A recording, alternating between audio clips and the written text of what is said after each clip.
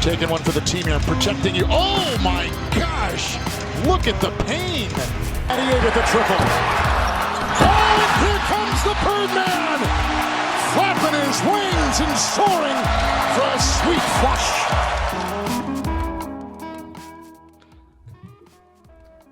Xavier, did you see last night? It was in the Warriors game. There was a wide open three that was kind of swung around from like one corner to like the top right corner back area. across. Yeah, and Steph was wide open, and he shoots it, and like the ball is like literally midway, like mid arc, like not even close to the basket. And Juan Toscano-Anderson turns around and just does like the windmill, like he's waving someone home, like around third base, before it even lands. That shit was fucking. That's pretty insane. It was just so. It's just fun. It's just fun. It's just fun. He's gonna make it. I love that because you know he's gonna make it. What do you mean? Define make it. Like Steph's gonna. The crazier the shot, the higher probability Steph will make the shot. You know what I mean? Yeah. So like he missed a wide open look last night, though. He did miss whatever. a wide open look. But Juan doing that, selling it before makes it crazy. So Yeah. of course he has to make that. And then Bleacher Report posted on their Instagram and put Warriors teammate. Like they just didn't even bother looking up who it was who did that. The fucking yeah. Warriors. How many points did he have? Toscano-Anderson. I don't know. He kind of did a lot of work on defense, from what I remember. I think he had a handful of points, but anyway. Welcome to Town Or this is not Town. Welcome to NBA Breakfast. I apologize. Whoa! I'm sorry. You just Welcome said like to NBA another Breakfast. woman's name in bed. That How dare you? All right. is that what it's like? When you come to this pod, you get the name right. NBA Breakfast. Christineth? Is that what you said? What's that from? What's that from? Nobody tell him. DM me if you know the answer. Okay.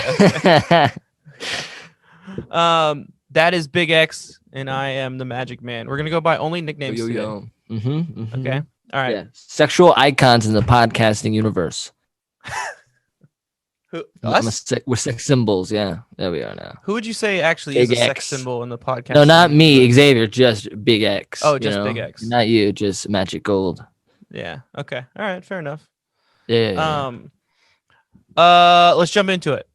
Morning coffee. Oh, you already have a sound. You're not supposed to say anything because it's gonna do a sound itself, and is brought to you by fake sponsor for this segment is Capri Suns. I used to know the slogan to Capri Sun. If you guys know, I don't know. I tried looking it up. I couldn't find it. There used to be a slogan. It's not Taste the Power of the Sun. That's Sunny D. Yeah. It was Capri Sun. It was like Unleash Your Wild or some ridiculous like that. Are you sure they even had a slogan? It made you just want to grab a pouch and stab it with the straw. But are you sure they even had a slogan? I can't even think of one. They had like something, there was the commercials with all the water and everything. Capri Sun. Okay, so our first topic, which we thought was a pretty big story, is that the Utah Jazz are just rolling through the Western Conference in a very stacked Western Conference. They only have 5 losses on the season so far. They had a big win the other night against was it the Trailblazers? I'm totally blanking now, and I don't have it up in front of me, so I'm going to stall until I look it up. What are some good stalling? Kelly Oubre had 17 points last night against the. You were looking for Juan Toscano-Anderson, not Kelly Oubre. Damn, you're right. You forgot? I'm just stalling, bro. Keep going. He had 9 points. All right. I'm looking. Juan, you he had 9 me. points. Anyway, they're playing very well. Let's just call it at that. Mm-hmm. Donovan Mitchell's kind of having an MVP type of season, but he's not really getting much love. I wonder why that is. So I know that his stats don't blow. Is it because the Shaq thing? Is it the Shaq thing? But couldn't you argue that the Shaq thing would kind of like blow up his candidacy more? Okay. Like people would have more eyes on it and be watching it more and be like, what? He's playing well. What the hell are you talking about? I mean, maybe we are watching it more now because of the Shaq thing. He was doing the same thing he was doing before the Shaq thing. Maybe. Oh, the other night it was the Bucks, by the way. So the Celtics. So that was a pretty big win.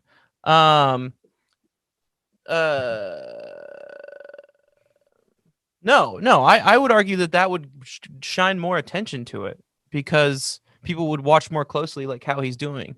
I don't know. I mean, let's look up the stats and let's see exactly what is going on because I know. Look, so obviously the MVP talk, and we're gonna get into that a little bit later with our two guests today, or with I think we just talked about it with Julio, but we talked about it a little bit with Bobby.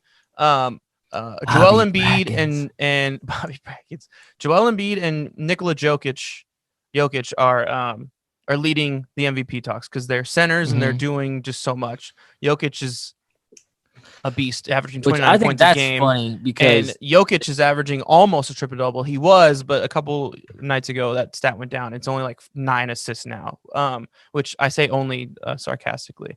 And then Steph has been getting some talks lately as well because he's averaging 30 points a game. Had 57 points the other night against the Mavericks. But anyway, we're talking about Donovan Mitchell. He's only averaging 24 points a game compared to Steph's 30. But he's leading the best team in the NBA. I feel like you have to get some credit for that. He is doing that. 4 rebounds, 5 assists. Not bad. His teammates really pull a lot of weight too, though. You know what I mean? That's what really makes the Jazz good. They have so many. Yeah, your best friend Rudy Gobert is like playing some of the best basketball of his life right now. You have no idea how much it pains me to have to talk about this team and acknowledge that he's talented right now. Like, so do you hate this team too because you hate Rudy? I mean, I never really liked the Jazz fan base. Why? I just in Utah. I don't know. Just don't fuck with them. You don't fuck with Utah? Every time the Warriors play them, it's just never a good time. You know. Although I do like my man Donovan Mitchell. You know, I'll say it once, I'll say it again. Yeah, Donnie M, the Spider. What do you think's leading them to all this success this season against such a good like Western Conference with the Lakers and the Clippers and the Nuggets all playing really good defense. Basketball? The Blazers even are still playing well without their second and third best player. It's defense. What's their defensive numbers that just like kind of blow you out of the water so much? Okay, do I need to stall again? Yeah, because I used to have this all. This is stalling for Xavier, brought to you by you gotta call him Joseph Stalin. Brought to you by the Book of Basketball. Bill Simmons' Book of Basketball. You can learn everything you need to know about basketball from this book. You're welcome. Really? Where do you get that book? Where do you get that book from? I actually got it. Where do I buy it? Like, where do listeners buy it? Yeah, where do you get it? I got it as a gift from my old roommate Jesse, and he actually stole it. But he stole it from. We had a production office that for a show that we had to clean out, and that book was there, and his boss let him take it, so he gave it to me. It's a good book. I don't read much, but I'm not a big reader, but I don't read much. I like Bill Simmons, so I checked it out. All right, so you got it up? Yeah. Or do you need me to stall? Okay, so they are the number 1 team in the NBA. I could talk about Moneyball. Rebounds. No, that's what it wasn't really defense that I wanted to. I mean, they do play great defense, but it was rebounding. They out rebound almost every single team that they play. Yeah. Against the Celtics, they out rebounded them 43-36. Yeah, they're the number 1 team in the NBA, averaging 49 rebounds a game, which is a lot, if you ask me. Yeah, that is a lot. I think it's a big part of it is also the role players that they have and how well they play. Like when you need Joe Ingles to have a big game, he has a 20-point big game. Like when you need Bogdanovich to hit like 6 threes, like in a game, he's gonna hit those 6 threes. When you need Jordan Clarkson shows up every day. I mean, I would say he's a leading candidate for 6 man right now. Yeah, they average about 12 offensive rebounds, which is not crazy. I like it. Aren't you making the case for why they're good, not why they're mediocre? Let me get to this. All right. 5 steals a game on average, 14 turnovers, which is pretty low. All right. They're the 3rd in opposing points scored, which means that they play good defense. They don't let other people score. It's just my analysis, you know. Is there an end to this point? Because it sounds like you're literally just reading off stats. Like you're not even reading stats that favor why they're good. All right, I already told you it troubles me to talk about this team. You know, they're good. They play great defense. They're fast. They got a bunch of guys who can score. They're number 1 in the West, and I hate it. But they might put up a good fight against the Lakers. which is going to be cool to see. So I would say the big difference between them and like the number 1 team in the East, the Sixers. So the Sixers are 11-2 at home, but they're only 7-6 away. So they don't play well anywhere but in Philly. Utah is 10-2 at home and 10-3 away, so they can go in anybody's building and just put up points. That is not the case for the rest of the field. It's pretty split. If you look down the rest, except for the Lakers, who do really well on the road apparently. But that's just because they're the Lakers. All right, so they've won 5 in a row, 9 of their last. I like that 10. guy, Jordan Clarkson. Yeah, solid. Great off the bench. Great off the bench. Do you think they can hold it down though? And do you think they can go into the playoffs as the number 1 seed in the West? For sure, they were a good team last year in the playoffs. I don't know. The bubble's a little weird. They got steamrolled by Denver, Nuggets, right? Yeah, in 7 games. Remember, it was a double overtime in Game 7. Yeah, that was a tough one. But the Nuggets were hot last year, so I think they're a better team than they were last year, and that's what you have to be in the West. It's super competitive. It's gonna be real tough. I think they're gonna go far. Western Conference Finals. Probably have to go against the Lakers. I don't see like teams like the Warriors or the Kings or Timberwolves. Any other of those lower seeds beating them. And like who do you think are the heavy hitters in the West? It's like, definitely who are the teams who you need to look at for a championship potentially this season? Jazz, Nuggets, Lakers, maybe the Clips. Not the Suns. I don't think. You think the Suns can win a 7-game series against the Utah Jazz? Absolutely not. But I'm asking. I didn't know if you had thought about it. No, absolutely not. Yeah. They would get scraped. Spurs. What about the could Blazers surprise. with a full healthy roster? That's the X factor not right bad. there, right? But we haven't seen it yet. You know what I mean? And who knows? Even at their full potential, they can beat this Utah Jazz team. The only game they lost. What was the last game they lost? Like 2 weeks ago. Let's think about how they match up with a full healthy roster. So Nurkic versus Gobert. Gobert wins that battle. Damian Lillard versus Mike Conley. Damian Lillard wins that battle. Okay. So we're split 1-1.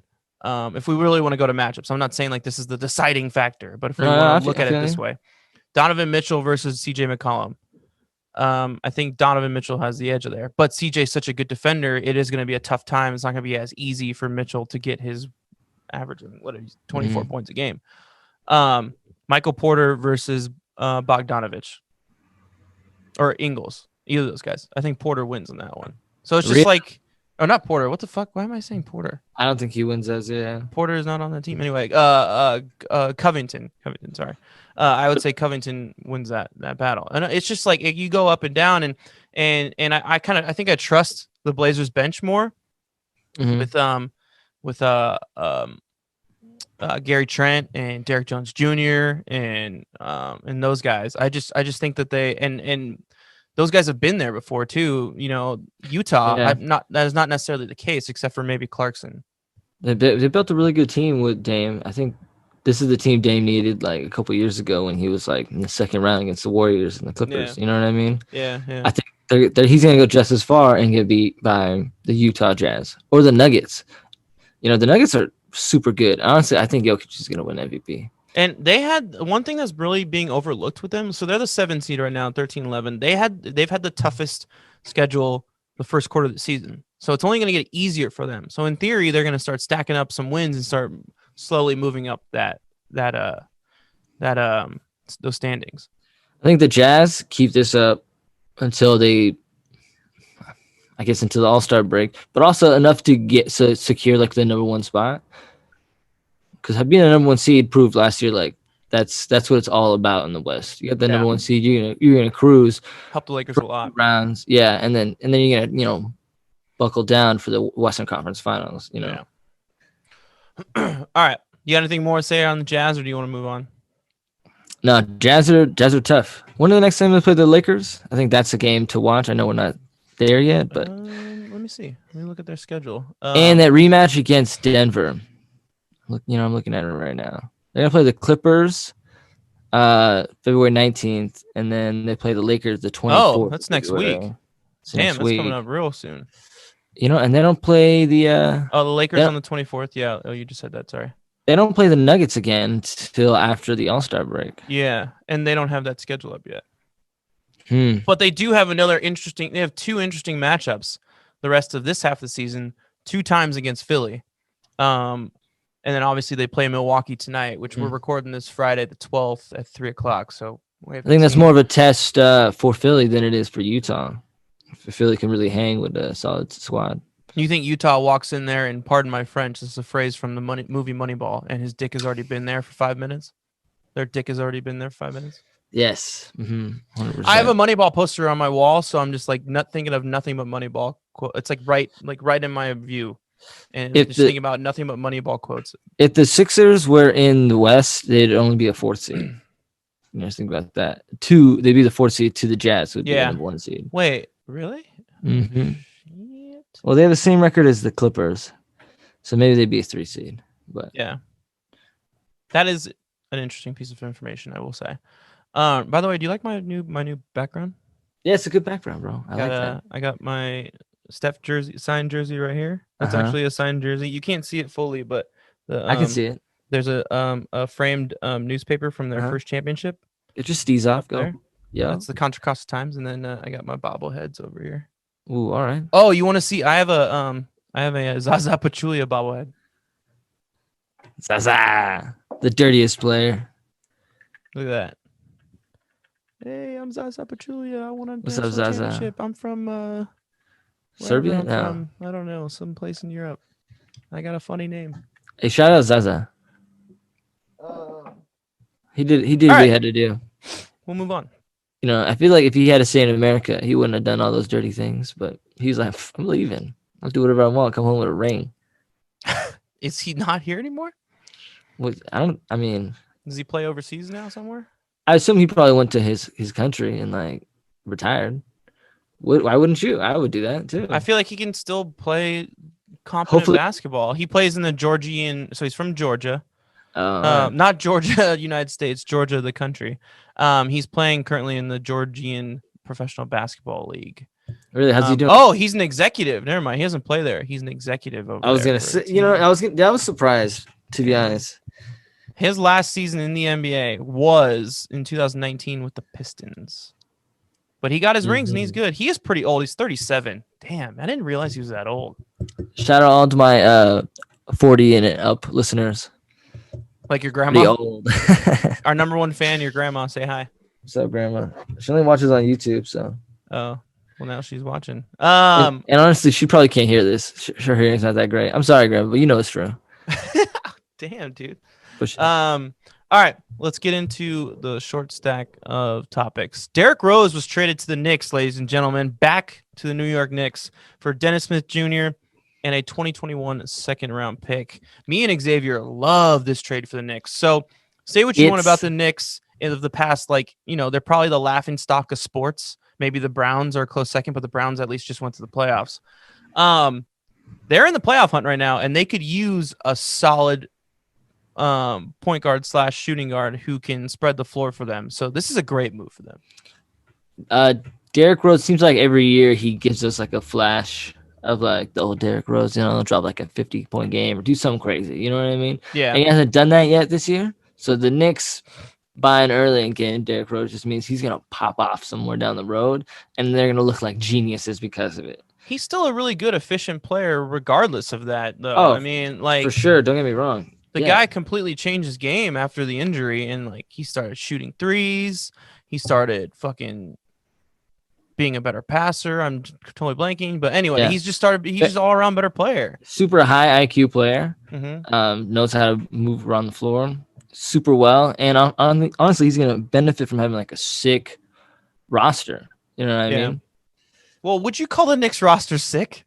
I think so. I think it's a bunch of young guys who can fucking play good basketball. Yeah. And they have been, and they're going to play off each other. And you're going to get the legend that is Derrick Rose. It looks like right now, that's too. Inspiring. Yeah, totally. And it looks like right now he's coming off the bench. So Reggie Bullock is technically the starting shooting guard. So he's gonna come in. So that's and a good be role. I the mean, that's the oldest role he's player. been playing. So it makes sense that he would go there and play that role again. He's gonna come in and be the oldest player there, where the average age is like 24, 25. Yeah. The next oldest player is Alex Burke. But everybody else is like 21, 22, quickly 21. Obi Toppin's 22. Yeah. So they're all gonna they're all talented players, and they're just gonna follow the lead, and they're Yeah. already crushing it. Yeah, I mean, and they I really have, like the Knicks. They got Austin Rivers. They got RJ Barrett's having a coming out season finally. Hey, it's only a second season. So has that's Derrick not Rose really played for scary. Tom Thibodeau before? Yeah, that was his head coach back in Chicago when they were number 1 seed. Exactly. Oh yeah. So this is the dream come true. Yeah. He's gonna draw up some old plays back from the Chicago days. Derrick's gonna go off, drop 60. Bet on it. Drop 60? You want to bet on it? What do you want to bet? 25. Let's do 100 push-ups. I got a bad shoulder. All right, Let's do 20 push-ups. Let's do 20 push-ups. 20. Let's do 50 sit-ups. Oh, plus 50 sit-ups. No, just 50 sit-ups. All right, we'll do how Because many? you said you have a bad shoulder. You don't want to do push-ups. You have a bad shoulder, so I'm trying to make it easier on you. All right. We'll do. Because I know you're gonna lose. You always do this. You always back yourself into a corner and you make these egregious bets, and then I challenge you on them, and then you double down after that challenge, even though they're completely just out of left field in the first place. So you're going to lose this bet. So I'm trying to make it easier. I don't recall. What are you talking about? Yeah. How about let's raise the stakes? Remember when you doubled down on the Wizards to just go off in the bubble, and then Bradley Beal said he wasn't gonna play, and you were like, you know what, fuck it. I didn't know he wasn't gonna play. I said that without that knowledge. No, but then you doubled down after he came out saying he's not playing. Well, yeah, just because it was so ridiculous. Because of pride. You put me up to it. Yeah, it was because of pride. But clearly, but at that point, when he said he wasn't gonna play, it was just so obvious that they were just gonna do awful. So I just whatever. I doubled down because it was funny. All right. I'll do it again. So as of right now, the Knicks sit at 10th place, which means if the playoffs started today, they would be in the playoffs. So 60 push-ups for 60 points. It is the points Eastern from Conference, Derrick. but yeah. From Derrick Rose, there it is. If he does this, I'm gonna be shocked. He will. Watch, they're gonna play like a shit team. Let's look at their schedule. Let's do it. Let's look at their schedule and let's see where this is at. Let's see who they're gonna play the Wizards. Oh, bro. The Wizards don't. That is true. The Wizards don't play defense. So they play the Wizards tonight. I think so. Tonight's your opportunity. That's so funny. Friday the 12th.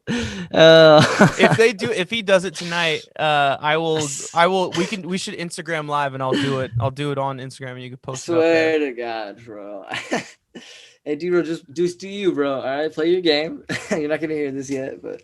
I think that's the only opportunity I have. Every other team plays pretty good defense. Oh, Atlanta doesn't play defense. I'm gonna double down right here. Hey, all you listeners. So if you listen to this right now, Derrick Rose just scored 60 points. Oh, get the and fuck out of here. they whooped the Wizards. 145 to 143. It was a close game still.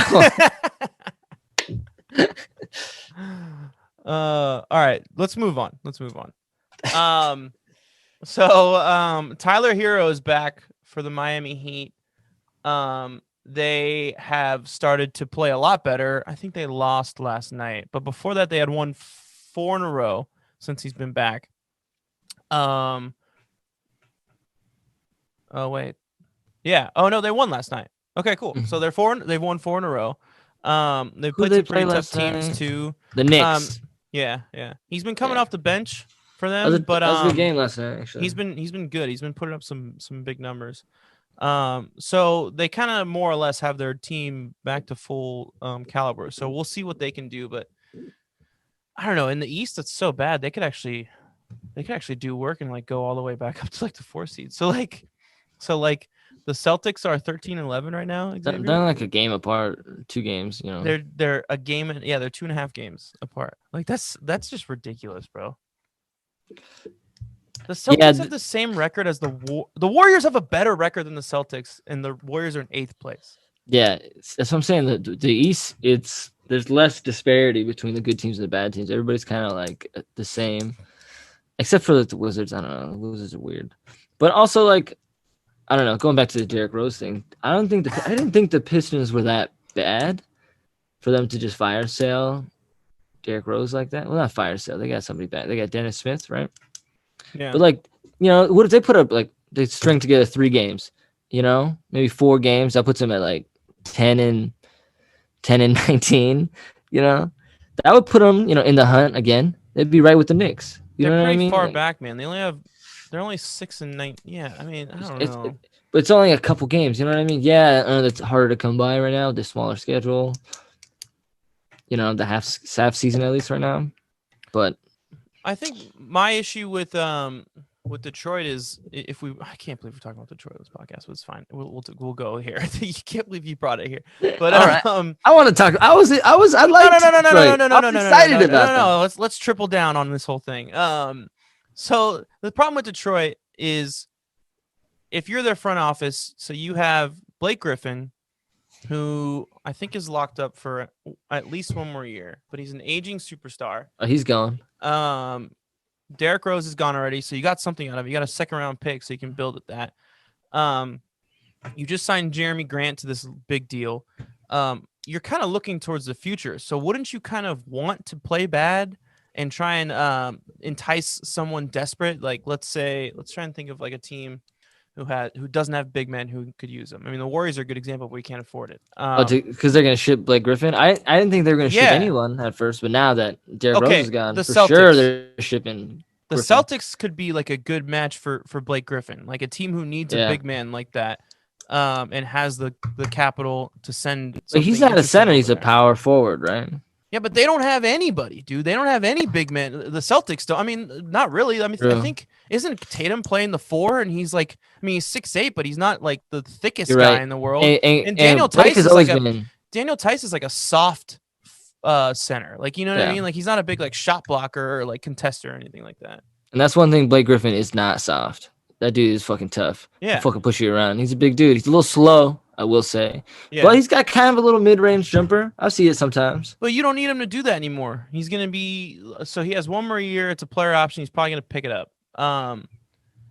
Let's see what else we got here. DeLon Wright, Mason Plumlee. I mean, you should want to build for your future. Dennis Smith Jr. is coming off the books after that. You got Killian Hayes, so maybe you can find some way to, like, get another guy in the draft next year if you get a good pick. And build around Killian Hayes, the new draft pick, and Jeremy Grant. I think that's the move, dude. Like, I mean, I don't know why you would try and go to the playoffs, especially after. I think getting rid of Derrick Rose was a clear sign. I feel it. I was excited about Detroit. Really? But whatever. Why? I don't know. I just was. Okay. Maybe I was excited about them because of Derrick Rose. So now, fuck them. I'm gonna just cut ties now. It's all about the Knicks, baby. Let's go. All right, so we're supposed to be talking about the Heat. Do you want to say anything more about the Heat? They're gonna move up standings. Great, we're good. No, they lost. You totally veered back into because the Heat aren't that exciting. You know what I mean? Like they just got 2nd place in the finals, and then they don't look as hot and popping as they did last year. Maybe because of the lack of rest. I don't know. I'm tired of talking about Tyler Herro. You're tired of talking about him? Why? Tired of talking about Tyler Herro. I don't know, because he shoots the 3 ball sometimes. So what? Steph Curry does that. He's on my team. I'm watching him. I don't know. I'm not high up on the Heat right now. You know who I am high up on right now? Who? The Raptors. They're coming back. They heard us talking shit about them. They got that shit together. You're just completely ignoring the rundown now. Sorry. No, go ahead. Do your thing. Your boy Chris Boucher. Yeah, Chris Boucher. Man, dude is good. Always knows where to be. High IQ. Not afraid to dunk on somebody. Good defender. It's not great. I saw him get blown by a couple of guys last week, but no, definitely the Raptors definitely getting it together somehow. Yeah, because of Fred. How many Fred dropped? Like 54. 56, 54, yeah. 56. Yeah. I was pretty pissed by an undrafted player. He's on my fantasy team, and the Yahoo app like fucked up, and I put him in my lineup beforehand. I remember specifically, for those of you who are in my fantasy league and listening to this, I fucking put him in for Mitchell Robinson that day at the utility spot, and then I check later on the day, and he's fucking not in my lineup. That's bullshit, Yahoo. You guys owe me a fucking I owe me $50 for this league because you fucked up my lineup. Yeah. Anyway. How could they do that? Yeah, dude. He went off. He looks good. Boucher's playing better. The only thing is Kyle Lowry just got hurt. How's that going to affect him? Oh, it's time for somebody to step up who's not Kyle Lowry. I'm not saying I'm a Kyle Lowry hater, but like that's all I gotta say. Who else you want to talk about? Hold on. Van Vliet was is a true point guard. You can move him to the point and move OJ down to the 2, and then Pascal playing the 3. I feel like he would play a lot better at the 3 spot. That might work too. You should call Tampa. You just in Tampa. They're playing Tampa, right? Yeah, it's pretty cool. So because they're playing in Tampa, the local broadcast goes on the TV. So I got to watch it. We were watching it like at a outdoor pub one day. Yeah, it's pretty cool. So, all right. Next on the list that's actually on the rundown, not a wild card from Xavier. The Mavericks suck. They don't know that. Now they know that because you told them. Yeah, of course I'm gonna call you out because you're throwing curveballs at me, dude. I'm just sprinkling a little bit in between the keys. You know what I mean? It's like it's batting practice, and you're the pitcher. You flipped your glove forward to indicate that you're throwing a fastball, and then you threw a curveball at me. You wouldn't be pissed?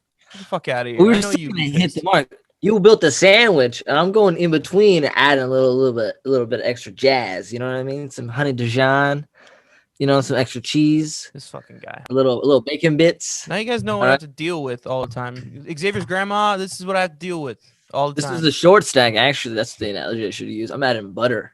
Yeah, in between the layers of the pancakes. All right. And then you were supposed to just take it all in, add the syrup. You were the one who wanted to talk about the Mavericks. I didn't even want to talk about them. You insisted on putting them on the rundown. So go. Put out your piece. Yo, why do the Mavericks suck so much, huh?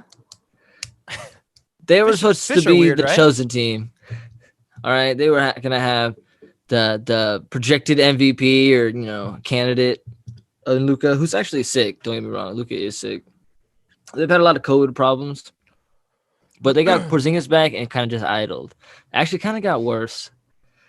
I like Tim Hardaway Jr. I know you do too, but low production out of this man. 17 points. He's been playing a lot better this season. What are you talking about? Damn. I love you're talking shit about the Mavericks. I don't even have Tim Hardaway Jr.'s numbers up. God. Anyway, I'll take it from here while I'll take the stalling. Stalling brought to you by Budweiser, because I have a Budweiser neon light on my wall, and neon lights are full of fun. All right, the Mavs. The problem I have with them is that they're not a great team. They're not like leading in the West. They're just a perfectly average team. Yeah. And honestly, like they're supposed to be better than that, and they're not. It's disappointing. So, if the playoffs were to end today, they would be out. They are currently at 13 or at the 11. They're 11th place. You tell me Luka Doncic is on your team and you're not going to go to the playoffs? But here's the thing, Xavier.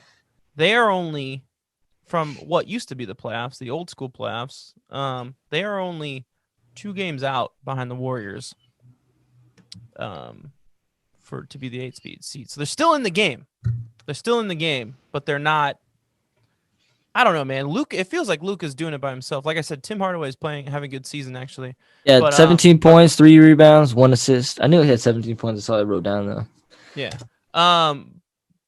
But he shouldn't be in that role in the first place. Like, that's Kristaps' job, and he has been just fucking terrible. The guy sits around the 3-point line.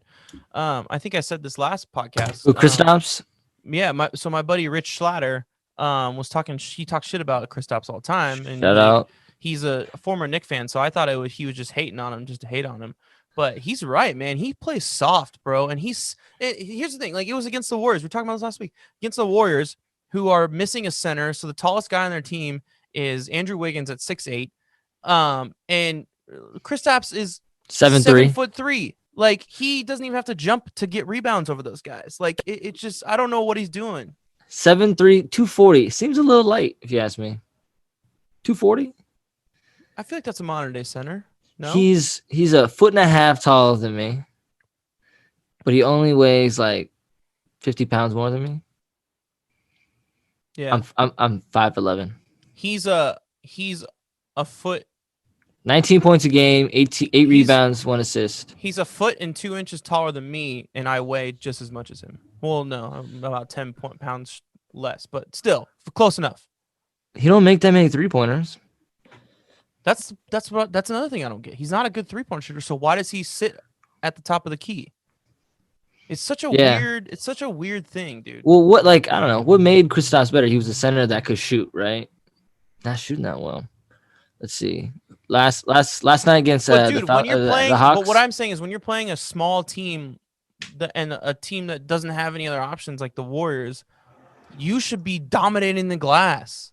Like that should be your game that day. In the last 10 games, he shot the best field goal percentage against the Warriors, who didn't have a center, 56%. But that was only a little bit better than when they play against Minnesota.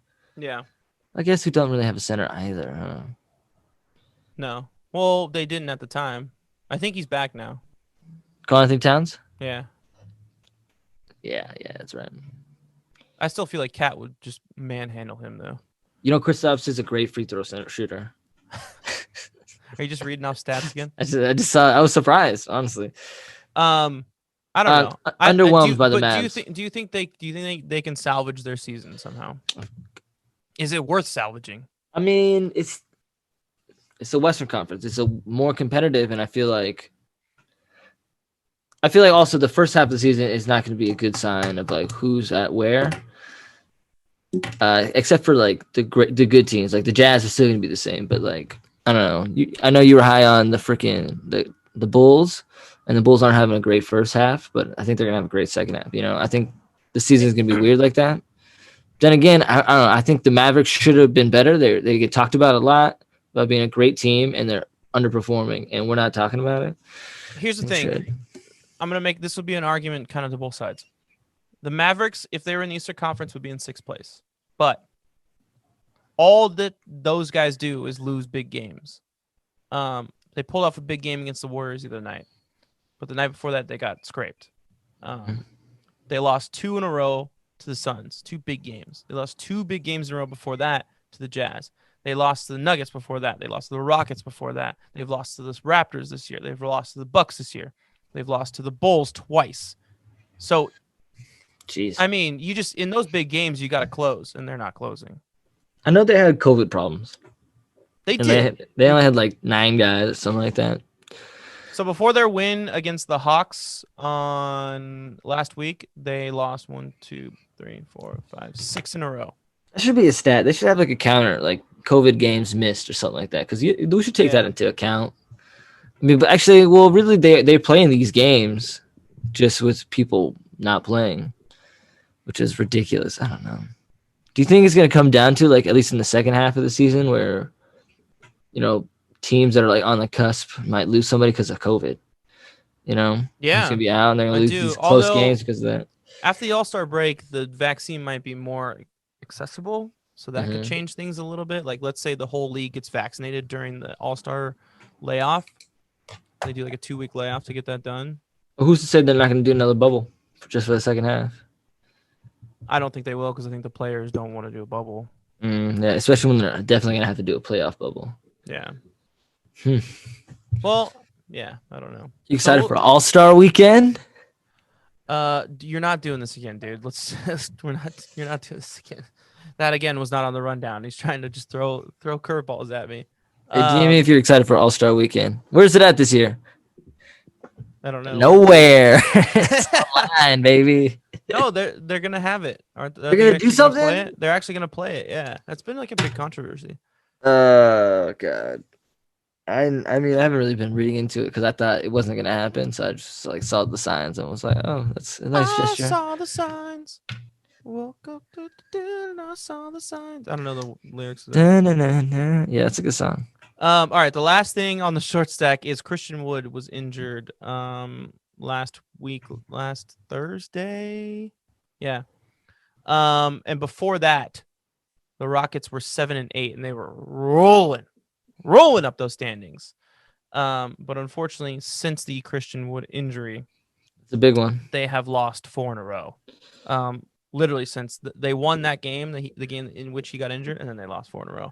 And they were at one point in the playoff picture, and now they have dropped all the way to third to last. It's a tough one. It's a tough team to watch without Christian Wood too, because as good as John Wall's been this season, they get dunked on a lot. Yeah, he's not the same guy. So yesterday they're big. Did you watch that game yesterday on TNT? Parts of it. I was flipping between that and the Sixer game. So they lost by 2 possessions, and they had chances in the last 2. They played really good defense, but they couldn't rebound the ball. They just literally couldn't get a rebound to save their life. Like Jesus. Like let's see. I think it was the Pelicans that they played.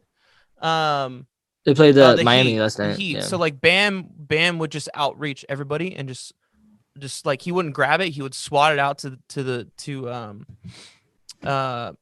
outside the paint, and then like just one of the Heat would just pick it up. It was just brutal. Yeah, they lost by 7 points. Yeah. But yeah, it was the last 2 positions were brutal to watch because they played such good defense, but just couldn't get the rebound. That's when you need Christian Wood so bad. And Cousins, man. I don't know what the fuck Cousins' deal was, but yeah, it's brutal. DeMarcus Cousins not playing? I didn't see him last night. I didn't see him last night either. I'm gonna look it up. Let's see where he's at. Anyway, what's your thought on that? I mean, you think they don't have a shot without Christian Wood, right? Yeah. They definitely DeMarcus Cousins did play 25 minutes. Oh wow. I wonder why he wasn't in that crunch time. Because he had 16 points, -3. PJ Tucker, nah, he can't play center like that though. He's not tall enough. He's only 6'5". Yeah, I feel like they have a lot of talent, but I don't know. It was nice when they were like putting it together and like really making a comeback. But now if like they suck, it's like whatever. Do you know what the problem is? Cut your losses. Oladipo had 6 points last night. Oladipo can't have 6 points. Oof. He's got to play better than that. He's their second best player. He's got to play better than that. Eric Gordon had 17. Third best behind Christian Wood. Yeah. You think so? He usually lives around there. Victor Oladipo needs to be the second best player on that team. He's good, man. Would you say that Christian Wood is their best player? I would. I mean, with him out, he's looking. It's really showing how valuable he is. Yeah. They're kind of a mess without him. He really held them together. Yeah. Jayshawn Tate. Okay. This guy, he's a forward. Played the most minutes for them last night. Damn. Any more thoughts on the Rockets and Christian Wood? It's going to be tough without him. Wait. So Christian Wood, he's only out for like a week, 2 weeks, right? Ankle sprain. Yeah. Yeah, he's gonna be back soon enough. But they've already lost 4 in a row, man. That's a lot. That's a lot of ground to cover in a very tight Western Conference. I know they probably got like 6, 7 more games left before the All-Star break. Yeah. Not even, maybe less, maybe like 4 or 5. Yeah. Yeah, 1, 2, 3. Yeah, but they're gonna play. Yeah, it's not gonna be good. No, definitely not. All right. So we are going to take a quick break, and then we have 2 guests coming on today. This is going to be a segment we call the Fan Check-In, where we find fans of teams and we check in on how they're doing. Our boy Bobby Brabson is going to come on and talk about the Sixers, and then Julio, our buddy Julio Reynoso, my co-host for my other podcast, Bobby Braggins, is going to talk about the Warriors and Kelly Oubre's how frustrating it is. So we will be right back. Hello, bro.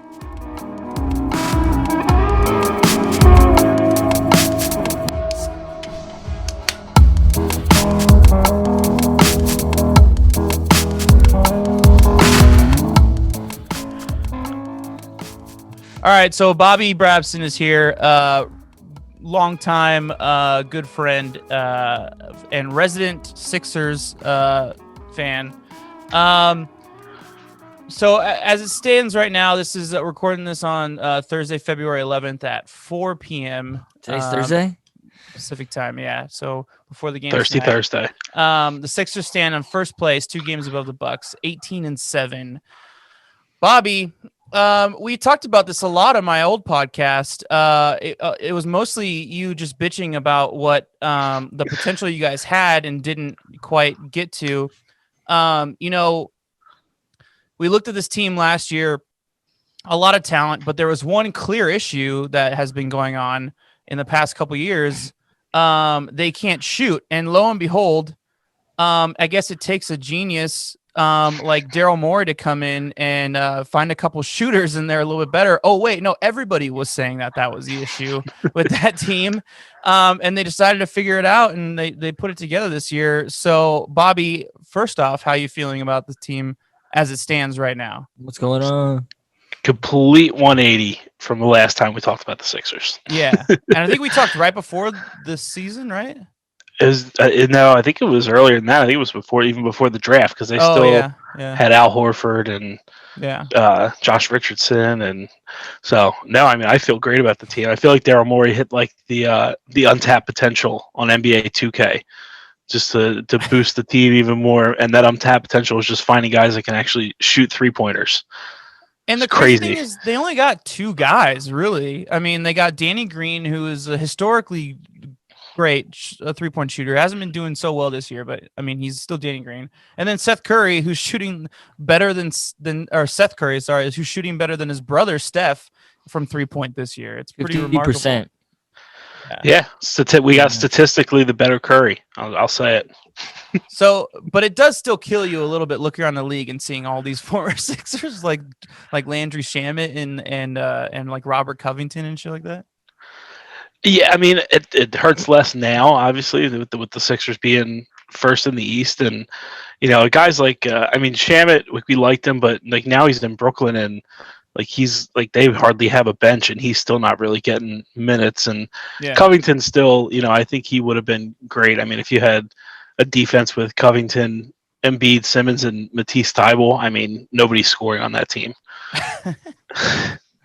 But no, dude, I've been nothing but happy with how things have gone so far. And I think kind of underrated, you said they signed 2 guys, but the underrated signing that has actually really helped them has been Dwight Howard.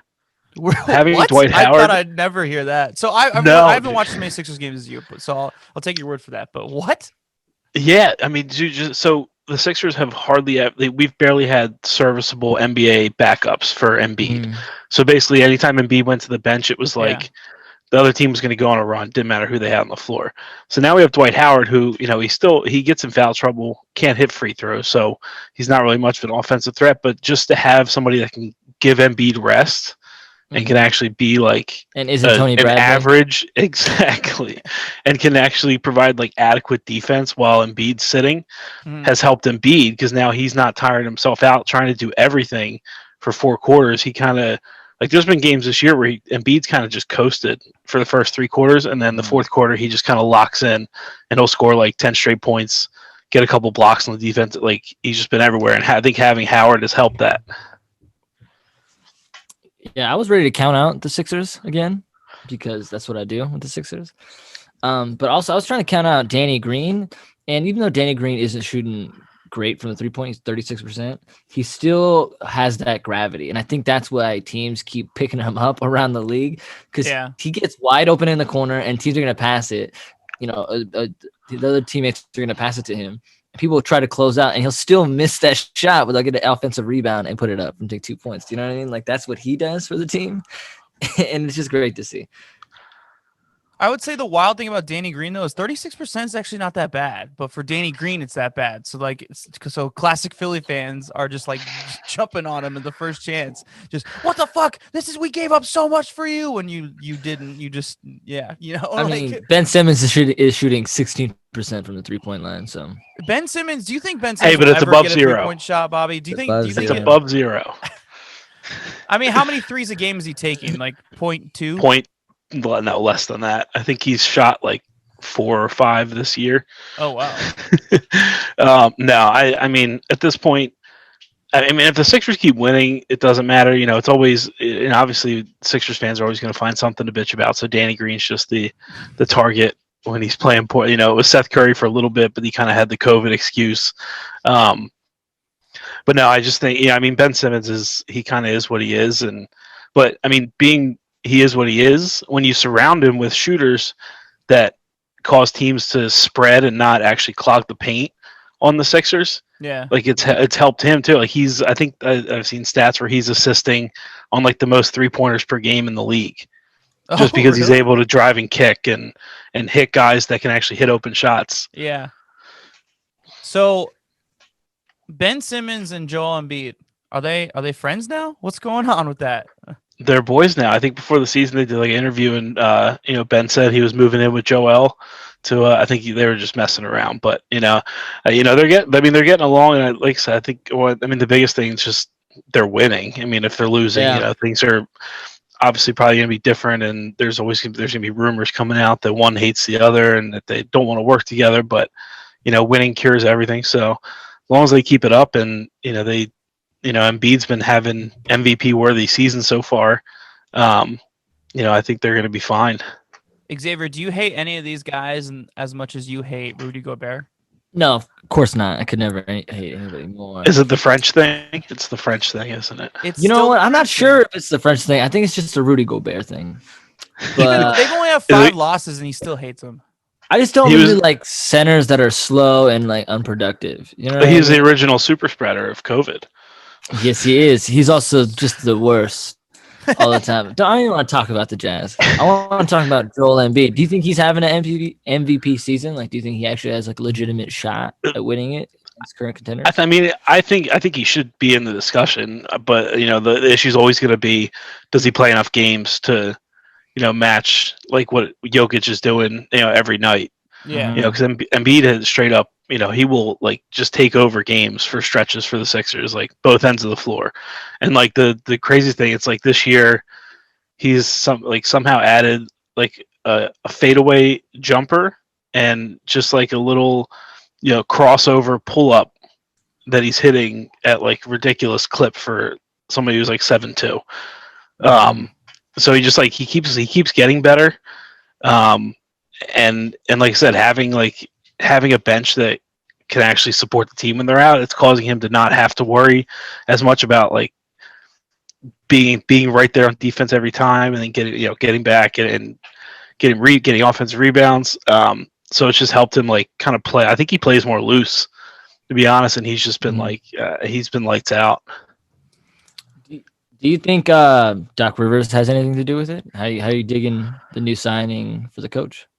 I mean, I'm a fan, and I think ultimately that's what's going to be the downfall in the playoffs. As you know, Doc Rivers and playoff success outside of 1 year in Boston don't really go hand in hand. So, I think he's been good. The biggest thing I think with him has been getting Tobias Harris back on track to how he was with the Clippers. That dude was super unproductive the past 2 seasons. He was so bad. So, the problem was he was like, so last year especially, we had Simmons like handling the ball, and that was pretty much it. And you just had guys that couldn't shoot around him.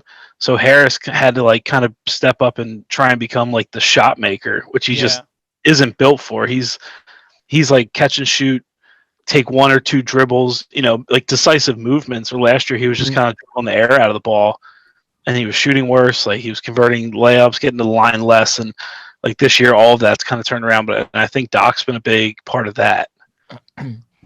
Yeah, I agree. I think that's those reasons for Tobias Harris, like not really being his own shot maker, kind of being a spot up guy, is why they're going to lose in the playoffs, because they can't really take over like that.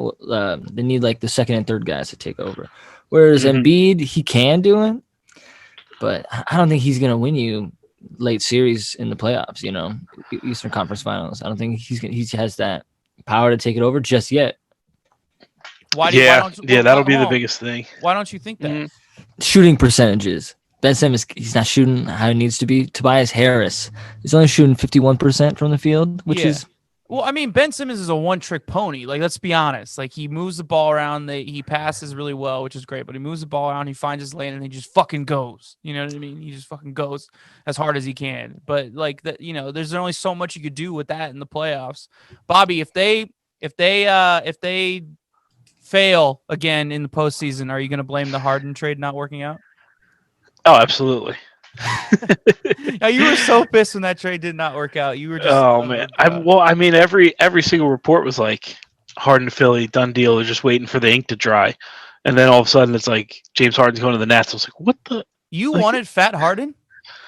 Yes, dude. He was wearing a fat suit. He wasn't fat. Yeah, He was trying to trick the people in Houston. Yeah, it was 2 days later. He shows up in a Nets uniform and he's like, out. You're like, Looking what the slim. fuck? This guy? Are you kidding me? This guy got a fucking fat suit. Where did he buy a fat suit in the first place? I don't think they're just like at like Target. I mean, he's got guys. I mean, the Sixers are number 1 in the East. How comfortable are you with that lead right there? You know, like being the number 1 lead. team. Oh, not. But it's still a statement. You know, at least to the other teams.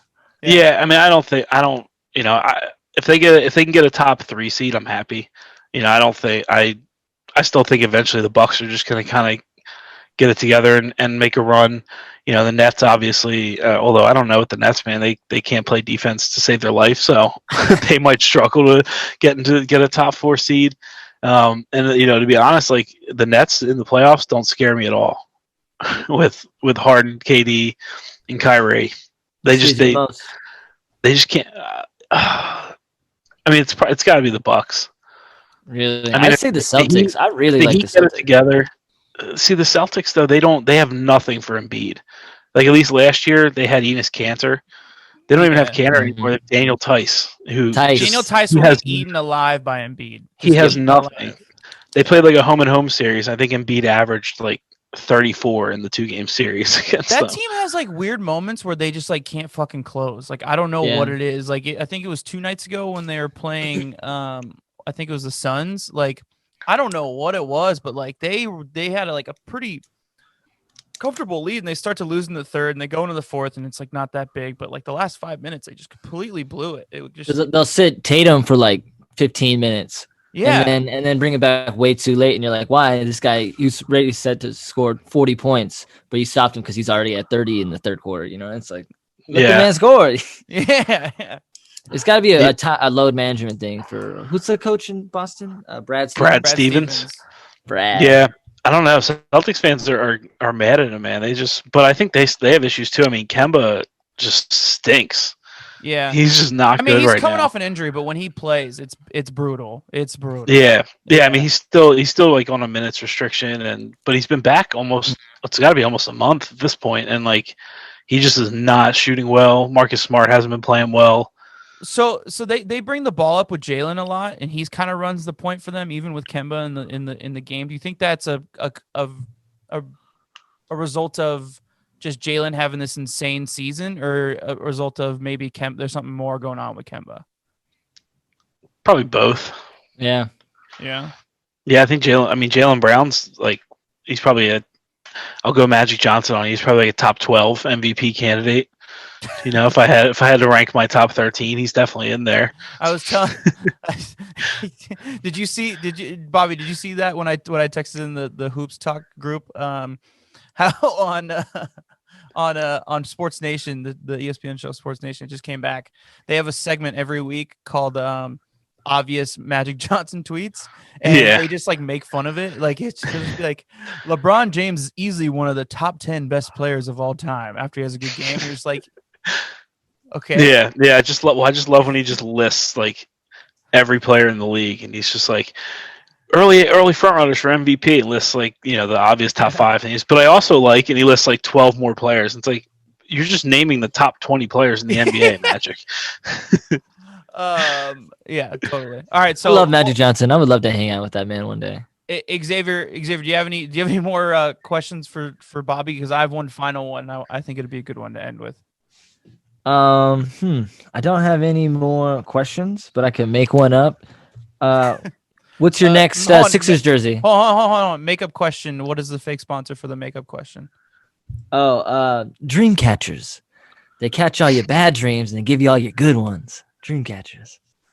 Get one today from your local Native American reservation. Whoa, dude. I don't know where you get dream catchers. I got one. It was a gift. I don't fucking know. There's not a dream catcher. Get them from Amazon. But there's one at Target. I think what I don't get about that is you don't normally tell people where you can get them. You normally the ads never involved that. That was the first makeup ad that you did that involved like a location of where you could buy this, and it wasn't very specific at all. Hey, go find wherever the closest Native American reservation is, and if you or your friends find yourself in Sedona, Arizona, buy as many as you can. You might not be able to buy any more anywhere. Or Jackson, else. California. I don't know where you can. Jackson's got him out there. Yeah, dude. You ever been to Jackson Casino? It's quite a good time. Sometimes. I've never been, but if my dream catcher breaks and I get a nightmare, I'll go get a new one out there in Jackson, California. All right, Bobby. So your boy Matisse Thybulle that you named your Twitter account after. How's he doing today in the Bobby scale of love, for lack of a better phrase? He's still solidly. We still stand Matisse over here, but no, I mean he's still kind of settling. He doesn't really do much offensively, but there was a game. Not his game at all. There was a game maybe 2 weeks ago. They were playing the Pacers. Yeah. On the road, it was like second night of back to back. It was a game they ultimately won. First game they won the season when Embiid didn't play. Yeah. And in the fourth quarter, they switched and were playing 2-3 zone, and in the top of the zone was Ben Simmons and Matisse Thybulle. It was like artwork. Dude, I mean, beautiful to watch. I will give the guy credit. So their last game, who was it against? Oh my God, I'm stumbling. Hold on. It's loading. I have my 3 TVs on the background, so maybe I should do that. My internet be faster. Against the Kings on Tuesday, I was watching that one on League Pass. So, I mean, Doc's really strategic in general, but I liked how he would in between at the end of the game, like during like fouls and stuff like that, he would sub him in on defense, and just what he does off the ball is like great. And I think it goes so unnoticed from just the casual viewer. But he completely like locked down, but he healed on those last couple possessions. It was pretty impressive. But anyway. He's so much fun to watch on defense, but he's just non-existent on offense. But he was going to be a part of the Harden trade. So what would you have done then? Depending on who was still left, James Harden. It became a James Harden stan account. No, Tyrese Maxey stan account. That I've just been lazy. I've been meaning to update it to be a Tyrese Maxey stan account. I think he's going to be a stud. I mean, he hasn't been getting minutes recently. Yeah. But he already has he drives with confidence. Yeah. Like, he's not afraid of contact. Like, he's got a great floater that he hits consistently, which I think if you're a smaller guard, that's just a great asset to have. So I think just as he just ages and matures in the league, I think he's just going to get better. Yeah. Why don't you tell before you go? Thanks for coming on, by the way. We appreciate it. Before you go, why don't you tell the listeners what the original name of your Twitter account was called? Because it's gonna be a great segue to our next guest. Okay, yeah. So the original name was I was trying to track Draymond Green complaining at the referees. So it's just kind of a yes/no tracker. So is Draymond Green bitching? And didn't you get a good amount of followers on the account too? I had one tweet. It was a playoff series where he got a technical foul within the first 2 minutes. I don't know how much that narrows it down for his career, how many times that's happened, but and I just tweeted out a quick little yep from the account. It had something like 600 retweets. Oh my God. Jesus Christ. That's pretty funny. So, but it's now changed. It's to Ben Simmons hit a 3. That's actually pretty good. All right. Yeah, there have been some questionable technical calls in the league this year. I mean, not just on Draymond. Draymond gets them literally when he's yelling at his teammates. That was great. And he got a technical for that. He's yelling at Wiseman. The ref's just this is too brutal. Get it to him up. Wiseman's probably you should hear what he says to me in practice. Oh, God. All right, Bobby. Thanks again for coming on. We appreciate it. Thanks for having me. Glad you can have some happiness of being a Sixers. Hey, what's your next fan. What's your next Sixers jersey? Which one are you gonna get? Yeah. I mean, it'll probably be a Maxey jersey at some point. You were just all in on Maxey, huh? You sure it's not gonna be? You sure you don't want a Shake Milton jersey? No, I mean, really nice 1-8 on your You're really into Shake Milton on this segment. This is the first time I said his name. Oh no, that's right. You brought up Tony Bradley. I thought it was Tony Bradley. Yo, Tony Bradley. One guy is extremely taller than the other person. I like Tony Bradley because when people are going for dunks, he always challenges them. This guy's got to be on so many posters. Like he just constantly gets dunked on, and I love that. You know, he checks into the game with 2 fouls already. Yeah. He checks in for the first time. They just he's got 2 personal fouls. Yeah, he's Tony Bradley in for 30 seconds and 1 on top of his head. And you're like, oh, checks out. All right, Bobby. We'll talk soon, man. All right, see you, bro. All right, sounds good. See ya.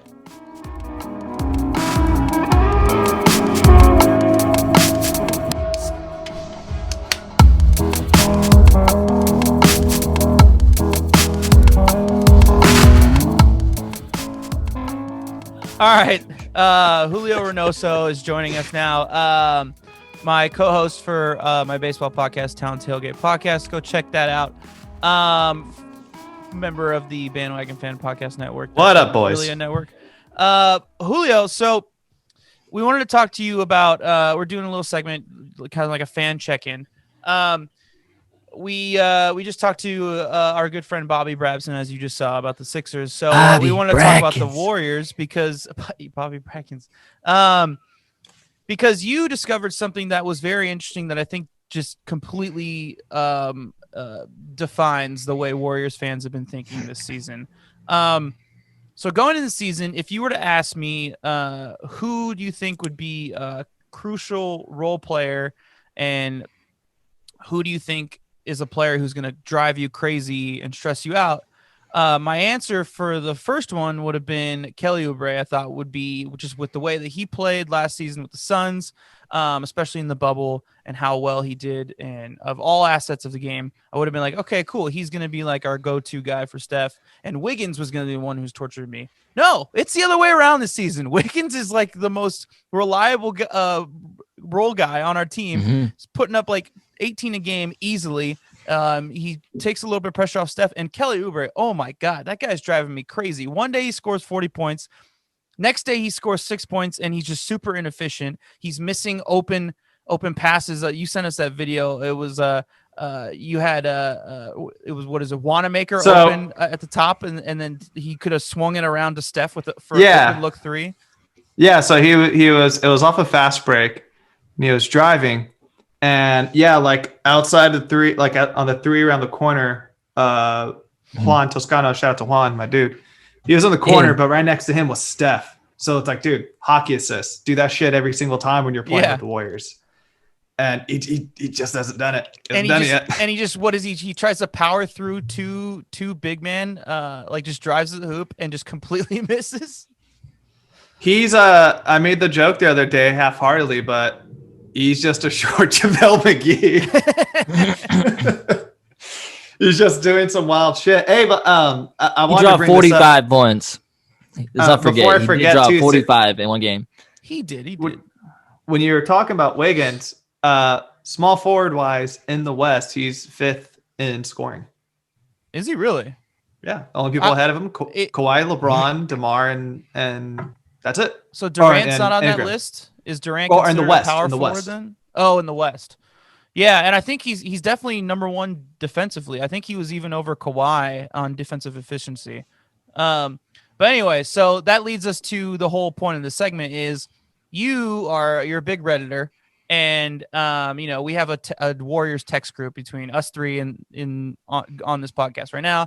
And you're a Redditor. Our yeah. And our what would you You're call a Redditor. Oh, me? Yes, I am. It's just a funny thing to say to somebody. Chris says it like it's derogatory. Like, you're a Redditor. No, that was not how at all. Nerd. No. I don't think he said it like that at all, but it felt like it. I get most of my fan interaction information from text from Julio that sends me that he reads from Reddit that morning. It's great. It's great. Oh, yeah. I don't even have to be on Reddit because Julio just sends it to me. I've told Chris I look at Reddit like my morning newspaper. Yeah. Like I'll open it up. I'm like, all right, what's going on in the world of politics? Let me check out some sports, some movies, video game shit. Like that's how I look at Reddit. I use Twitter that way, but you get more conversation over Reddit. I will say. It's just because Reddit has everything, whereas Twitter has everything that you follow. Yeah. Well, I mean, it's more catered, whereas Reddit is just this is what you got. But who filters Reddit? The front page. I guess we do with our likes and upvotes. That's up to you. Yeah. This isn't a Reddit podcast. We're here to talk about. Anyway, I fucking love Reddit. So basically, our group chat. So it's us three, and then our good friend Manny Wren, and we during the Warriors games we'll just text each other the whole game, and it's just night and day with Kelly Oubre. One day we love him, one day we hate him. One day we love. And so Julio, you had found a very interesting graphic on, was it Reddit or was it Twitter, that describes a Warriors fan's feelings towards Kelly Oubre. And please, I think it was Twitter. Yeah, it was Twitter. So if you haven't seen it, it is the Oubre cycle. So it is a cycle of how you feel about Kelly Oubre. It starts off of he plays like shit, leading into fans want him traded. Mm-hmm. And then he gets that underdog mentality. Mm-hmm. He goes off against a bad team. Okay. And then fans don't want him traded. No, they don't. And then he plays like shit. Mm-hmm. It's absolutely it's picture perfect in how it defines how I feel about Kelly Oubre this season. I would say a full cycle lasts about 2 to 3 weeks. But sometimes has been less. Yeah, I would say a week and a half, to be honest with you, dude. Like, there's time. So okay, so here's a 1, 2, 3, 4, 5, 6. Here's his last 7 games: 4 points, 18 points, 12 points, 40 points, 14 points, 24 points, 12 points. And the thing that's just the most frustrating with him is he's not a passer. That's been historically in his career. He's not a passing guy. He'll average maybe like an assist or 2 a game or whatever. Because of his length, boards will just come naturally to him, which like he has done a pretty decent job of it. But because he's not a good passer, he's not thinking otherwise with it. Yeah, and honestly, like that, one thing about his game that his length does help a lot too. It makes him a really good defender because he can cover so much ground with his wingspan, and especially off ball, like he can deflect balls and pass stuff like that. But yeah, the dude it feels like almost every single time the ball's in his hand, like he's gonna make a shot attempt, which is very interesting, especially when you start the season. What was it? 0 for 37 from 3. Like it was very concerning, and you don't want the guy to stop shooting, but you don't want him. You also just don't want him to take the shot when he's 0 for 37 shooting from 3. I don't know. I mean, I love the mentality. I love the way he plays like that. I like that, but also it's his inconsistency. Like he's gonna have a hot streak and he's definitely gonna have a slump. And I'm not gonna want him at his slump. I would rather have more consistency than a 45-point game and a 4-point game. You know what I mean? Because if you think about it. Because that was kind of Clay's problem for a long time. Yeah. Up until like I think during that championship run. Yeah. It was he was a little inconsistent. He wasn't the most efficient shooter, but even when Clay is at his most inefficient, he's still getting you at least 17 a game. Like at worst, when he wasn't like at his peak kind of thing, because he was like because of how great just a natural 3-point shooter is, that bails him out. But with like Kelly Oubre, he's just that inefficiency just fucking kills him. But dude, I think the big difference with that is Clay was 22 years old when that was like an issue of his. So it's like, okay, he's still trying to figure out what his game is in the NBA. What does he do best? He has a great pull-up mid-range and he's a catch and shoot 3-point shooter. Cool. So let's stick to that. Kelly Oubre is 27 years old. Like you should just he turns 26 in December. I got it in front of me. You should kind of like know what your game is already at this point. I mean, maybe part of it is like there was no real preseason, so there's no real way to see exactly what his role was, especially in a Steph Curry offense where Steph does so much. That's still changing too. Still changing. Exactly. And even when they started the season, no Draymond, like that's huge because then Steph is running on ball for 80% of the game, especially with Wanamaker struggling, which we'll get into that in a second. I don't know. It's just what is your guys' feelings about him now? Do you think that we should trade him, or do you think that we should just stick it out and just pay the money? I think we should stick it out because a lot of times where he drops the ball, it gets picked up, at least defensively and offensively, with guys like Damian Lee or Juan Toscano-Anderson who get hit with those outlet passes, who are gonna go dunk it or make a great 3-pointer shot. So it's like he doesn't hinder us too much. And his pluses are outweighing, the minuses that he's giving us. That being said, who are we going to deal him to? You know what I mean? That's such more of a headache. I'd rather just figure it out and let him come into his own because he's not a bad player. Just makes bad decisions sometimes. Julio? No, dude, no, hit around the head. He's not a bad player. He's just bad decisions. He kind of plays a little dumb at times. He's kind of like Iguodala was, or like kind of is like that kind of player where like hack and slash, they got length, they can play good ball, but he's just not as Iguodala is more of a playmaker first, whereas Kelly's scorer first. But like, let's be real, coming next season, there's not going to be a spot here. I don't think he's going to be willing to take a bench spot on this team. If he's willing to take a bench spot, then fuck yeah, find a way to bring him back, because I think we've seen him before too. He runs better with the second team. He runs better against the opposing team's second team as well. But I don't, realistically, the guy's 25, is going to be 26 by the time the next season comes around. Mm-hmm. I don't know if he's going to be willing to take that role, and especially like there's a lot of question marks. I know I'm a little biased. Like, yeah, I think full squad next year, everybody's healthy, they're a title contender, but it's like we don't know what's going to happen with the Lakers, with the Clippers, with a team like Utah now coming out of nowhere. There's a lot of question marks. Not wanting to take that spot, but that spot is on the Warriors, one of the best teams ever. And I think also just the development of Wiggins this season and how good he has been, and what you can see is going to be like a long-term piece of this team, and just because of what you could see what he brings and how he plays with Steph. Before the season, you might question that and be like, yeah, maybe Oubre is a better option with Wiggins, and maybe we can find a way to trade like Wiggins and the Minnesota pick for like some role guys, and then re-sign Oubre in the offseason. But right now, there's no chance in hell, because you just see the way Wiggins plays, especially with Wiseman too, and those guys. Like he's so important, a lot more important than dude's solid. Is. I mean, he didn't deserve any of the hate that he was getting at the beginning of the season. I know. He's pressure. And we have an ongoing consistent joke. For listeners, we have an ongoing joke in our group text that I am like the biggest Wiggins fan, which is a joke, but also very serious. Every time Wiggins goes off and has like great shot, I'll just in all caps, Wiggins. I think if you can somehow, because that's another thing we talked about on that group chat too, was like going into next season, I don't know who this bench is going to be. I know for sure like D-Lee's going to be there. Yeah. I think Pascal will probably end up being there. But there's going to be and then Looney. We have still Pascal locked up, so I would imagine he's still there. Yeah. But in terms of just like even the guys who don't have locked up, like Smolijic is not going to, I don't think, fucking get rid of him. Like he's not, this is a win now. We only got a couple years left of Steph and Clay's and Dre's prime.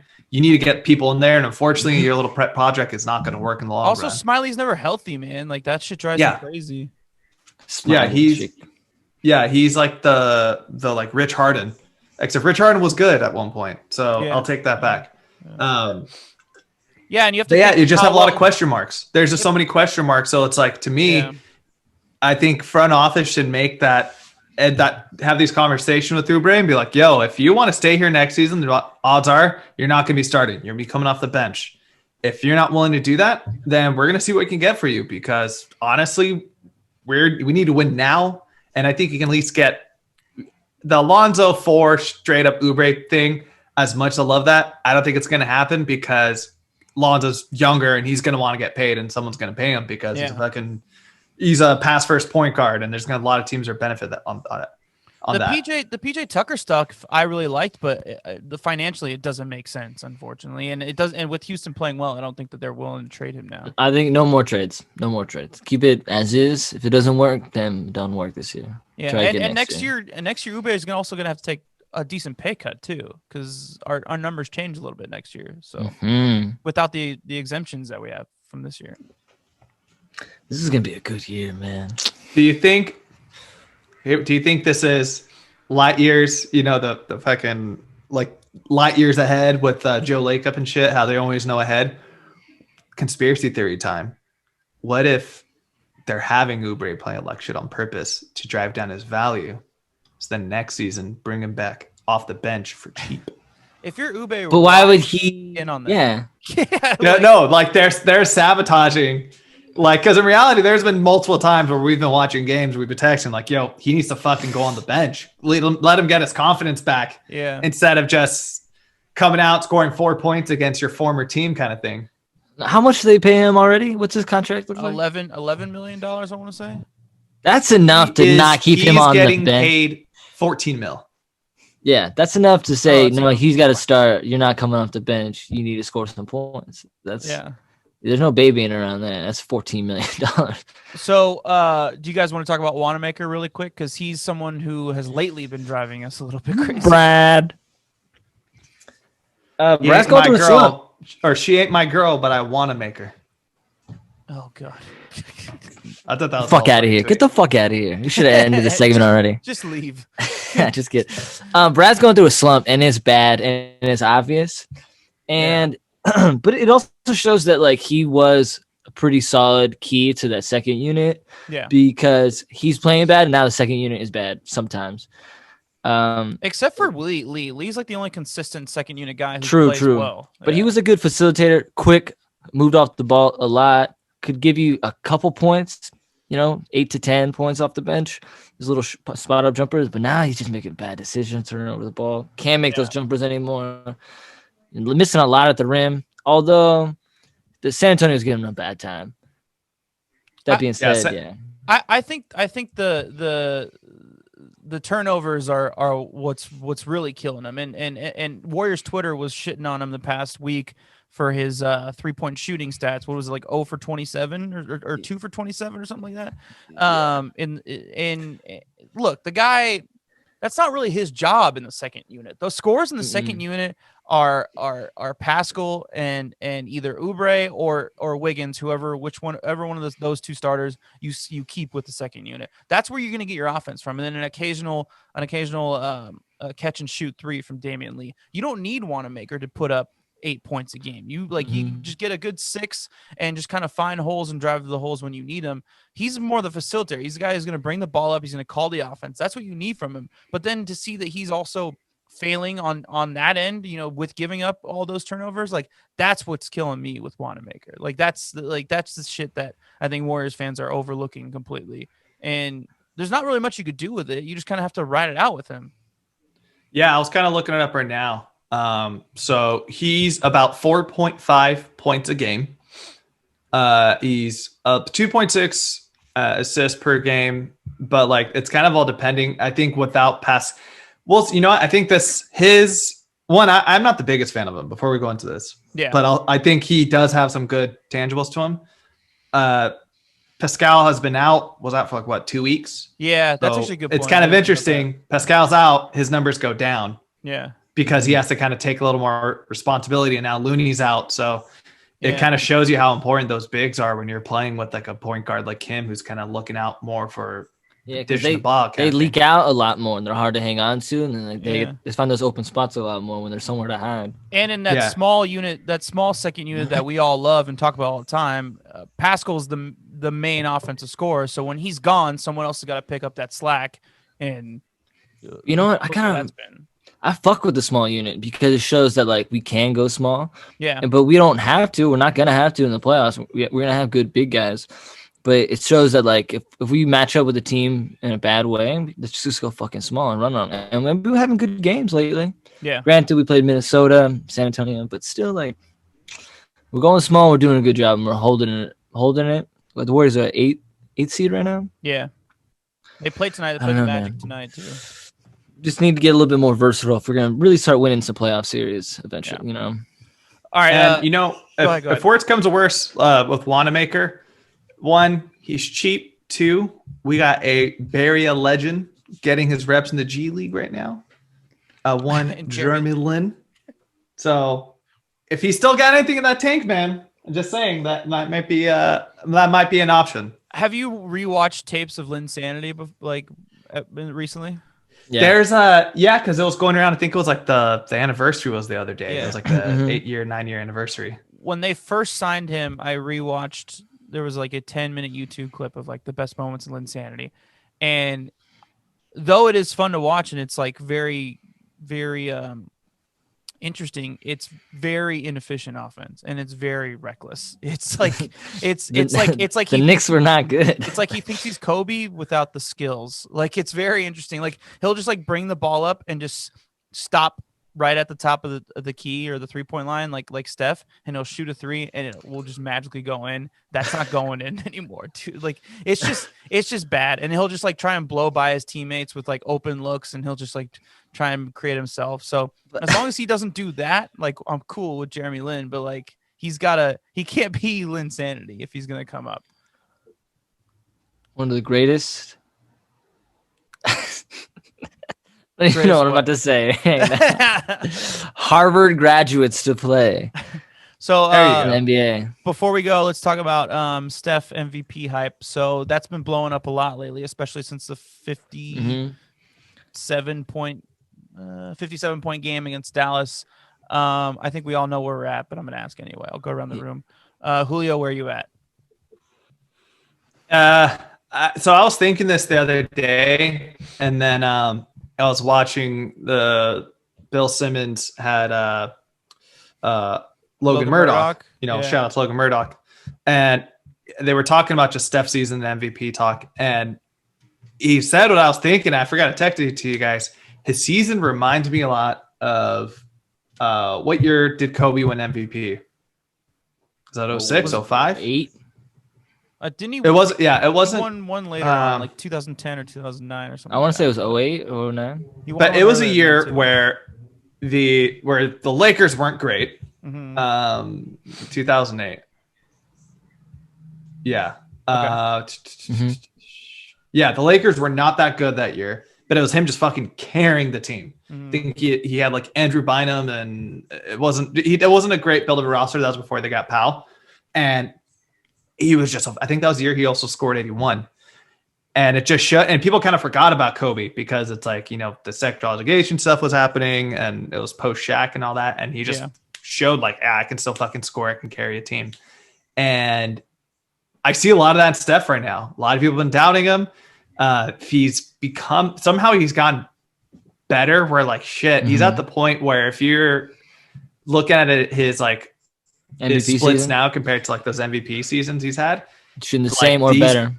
Yeah, it's same or better. So like it's kind of fucking crazy. One of the points that they were bringing up, which I kind of was like, as a Warrior fan of my ad, I don't really care, was like they're like, oh, I wish KD never would have signed because we could have seen what Steph would have done those other years where it was just him and Clay. But I'm like, no, because then we would have won. But I'm just glad he's at the table now. He had looked great to the season already, and then that 60-point game kind of put him over the top. If they can get away into the playoffs and he still maintains this, I don't see why he doesn't get it. I think the Lakers are going to start running into some issues with AD hurt. And I feel like there's going to be a point where Braun just kind of starts slowing down a little bit. So I think the low key I'm worried about that with Steph though, because you see how much he has to do in order to make that team a good offensive team. So I'm worried that he's going to like just burn out after a while. But you could say the same thing with Jokic and Embiid. Maybe not Embiid as so much, but Jokic, who just made a deep run in the playoffs a month ago. So maybe he's going to be burnt out a little bit too. I don't know. I mean, if anything, that's a kind of helps Steph because Steph had 8-9 months off. So he's probably got the freshest legs of anybody right now. He's got to keep those legs under him. He's got to. Yeah. And it's just so cool now too, seeing all these like old players kind of giving him love. I'm sure you guys saw the clip of Shaq and Dwayne Wade and just saying like what makes him so special and like just the gravity on him and all this shit. We could just talk about Shaq's been like deep throating him for his. He's my favorite player. Yeah, he's my favorite player of all time. Yeah. I mean, he's a pretty great player. Yeah. So, we'll see. It all depends on where the team's going to finish. If they can get like a 5-4 seed, he's going to get it. But if they don't, he'll probably finish like in the top 3 for sure. All right, Xavier, what about you? Can we just have a moment of silence for Klay Thompson? Everybody ready? Go. Thank you. That moment of silence is brought to you by Smart Water. Be smart. Drink water. That's actually a really good slogan for them. You should try and sell that to them. I mean, they must have already thought about it, right? Yeah, maybe. You're already buying water. Like, you know what's up. Well, how you feeling about his MVP run? I'm feeling. Did you forget the question? No. I was about to gather my thoughts here. We've seen other times where players have had amazing seasons and still got beat by somebody else having more popularity. I.e. James Harden getting beat by a one Russell Westbrook. That triple-double season. But Steph has been playing better than he did when he won that MVP season. Yeah. That being said, when was the last time a center literally went off, went crazy, and he won the MVP? It's been a minute. Yeah. You know, Shaq. and Jokic, Duncan. Duncan wasn't a center though. That's the thing, and I don't think That's Duncan right. won MVP actually. I think he Duncan's did. won like 3 or 4 MVPs. Yeah, that's definitely it's true. I'm gonna look this up. I think I want to see this too. Maybe Dirk, but Dirk was also a power forward, so I don't think you can say. Yeah, Dirk Jokic is playing there. out of his mind. I, as a fan, would like to see Jokic win because I want to see that kind of like play, He's skill, won MVP. talent. Tim Duncan's won MVP twice, 2002, 2003. Yeah. So shit on me. So I want to see that rewarded, so that more players like, yeah, this is what I got to do if I want to be a center who could be MVP. You know what I mean? Yeah. But Steph plays out of his mind. He plays out of his mind, so he should get it. I get the case I like for, that he's a contender. I get the case for Embiid because their team's in first, but Jokic is just like, I mean, they had such a tough schedule the first month. Like that has to be like put into perspective a little bit. And they're just like rising regularly up those standings. And Jokic has just been so fucking good for them. Yo, the Jazz are surging, man. They are surging. Yeah. Oh, then I was gonna say, I think another low key. We were talking before this for MVPs, Donovan Mitchell, man. He's slowly becoming like, it's pretty crazy. This is his 4th year, and he's becoming like a fucking superstar right now. Julio, tell the listeners those odds you were saying before. Friends, gambling friends. Right now, Donovan Mitchell, according to my MGM, is plus 10,000 for MVP, meaning you put $10 down, you get $1,000. If you're a gambling man like us, go put that shit in. Donovan. Also, yeah, Shaq was the last true center to win. And Wow. also, it's another depressing fact when it comes to like NBA MVP awards. Every player that so far has won MVP has become a Hall of Famer. Right now, there's probably only one person, if you look at this last 10 years, who's not going to be a Hall of Famer. You think Westbrook? That's Derrick one MVP. Rose. Derrick Rose. Yeah. Oh no! I mean, Russ, 9-time Russ is All-Star. Russ is Hall of Yeah, Fame, Russ yeah, is for gonna sure. go. Yeah. But yeah. Derrick- I was Derrick gonna Rose, say, man. I was ready to debate Derrick Rose, though. That hurts my Yeah. heart. Yeah. All right, guys. Well, Julio, thank you so much for coming on again. We appreciate it. We'll bring you on, talk more Warriors and stuff like that later on in the season. Anytime, gentlemen. Thanks Guys, for talk about my introducing us dubs. to the Kelly Oubre cycle. Very, very accurate. I guess I'll talk to you follow next week Julio when we on, do another town tailgate, huh? Follow Julio That's on right. Twitter. Got some good stuff, man. Elvis is in the building. Yeah, people don't what? forget to follow. If you like baseball, me and Julio do a baseball podcast called the Town Tailgate Podcast. Check it out. Oakland A's baseball talk. Sorry about those Gigantes. Even though they finally got a prospect in the top 10. Good for the Giants. All right. Giants. Later, Julio.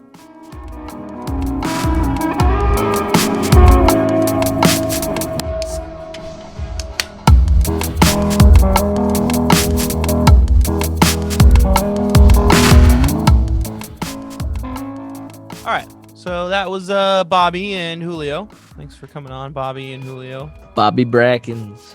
His name is Brabson. Brabson. That's what I said.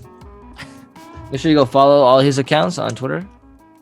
I don't know what they are. Me neither, but you'll figure it out. How would they figure it out? How would they find this information? Well, his name is Bobby Brabson. He is a white male. Google people search, or Yahoo people search if you got the money like that. His dad's you can find he's- anybody. He's a second though, so his dad might come up instead. Oh, He's all right. Robert So that'll Brabson help you refine the search. He's Look a for number a 2. younger dude. Well, if you're watching on YouTube, you can see what he looks like. Yeah, you can see what he looks like. Yeah. Follow him on Instagram. What about Don't Julio? know that one either. You don't want people to follow him, Julio? You don't already follow Julio of the Town Tailgate? Question mark. Well, you should. What were the guests brought to us by? Venmo. Give me my money electronically. All right. I was supposed to Let's, say that one at the beginning of the pod, and I forgot. Let's That's do so the game. stupid, like Capri Sun. Okay, let's do the games to watch, and then we'll update the standings. And then, do you have any awards? I have 3 awards. All right, go ahead. You go Big first. award week for me. I only got one. You're not even trying. I mean, I'm not just giving out awards willy nilly, you know? There's a process. Isn't that the whole point? That's kind of the joke of that segment. There's criteria that have to be met, you know? I'm sorry that these players are just playing regularly. You know, do something that blows my mind. Okay. All right. Games to watch. Okay. This Saturday, the Sixers on the 13th. The Sixers play the Suns at 12 p.m. on NBA TV. That should be a really good game. Very interested in that. The Nets play the Warriors tomorrow night. Big blockbuster game right there. Kevin Durant making his return. No DeAndre Jordan. So 2 small teams playing against each other who score a lot. So could be a high-scoring game. That's on ABC at 5 o'clock. Lakers versus Nuggets on Sunday on ESPN at 7 p.m. There's a Sunday basketball games now. I guess football's over, so it's probably a good reason. That's not a bad thing. I like Sunday basketball. No, I do too. I realize. I mean, I didn't realize it. At, I guess. what time are they gonna football's start? over, so there's nothing getting in the way. Are they gonna start Sunday basketball at like 10 a.m. like football starts? You know, like right when you settle into your morning, you know, like sitting on the couch. And the game just starts, you know, right at 10. That'd be nice. If they did that, that'd be pretty sick. So this one's on at 7.